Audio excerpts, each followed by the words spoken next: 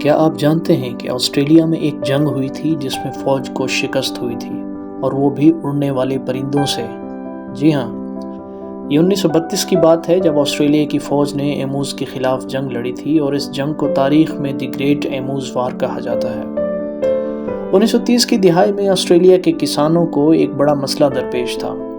ہزاروں ایموز جو کہ اڑنے والے بڑے بڑے پرندے تھے ان کے کھیتوں پر حملہ آور ہو رہے تھے اور فصلیں تباہ کر رہے تھے۔ کسانوں نے حکومت سے مدد مانگی اور آسٹریلیا کی فوج کو ایموز کے خلاف کارروائی کرنے کا حکم دیا گیا۔ فوج نے 2 مشین گنز کے ساتھ ایموز کے خلاف کارروائی شروع کی، لیکن یہ جنگ فوج کے لیے آسان نہیں تھی۔ ایموز تیز رفتار تھے اور انہیں مارنا بہت مشکل تھا۔ ایموز نے فوج کے حملوں سے بچنے کے لیے اپنی چالاکی دکھائی۔ وہ گروپوں میں بٹ گئے اور فوج کو الجھا کر بھاگ گئے۔ کچھ دنوں میں فوج نے صرف چند ایموز ہی مارے جبکہ زیادہ تر بچ نکلے۔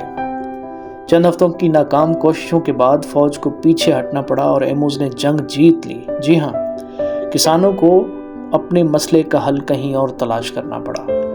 اور مزے کی بات یہ ہے کہ ایموز آج بھی آسٹریلیا میں آزادانہ گھومتے ہیں اور یہ جنگ تاریخ کے سب سے عجیب و غریب واقعات میں سے ایک بن گئی ہے۔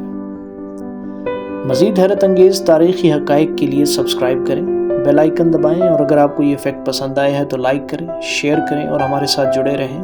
ملتے ہیں اگلے ویڈیو میں۔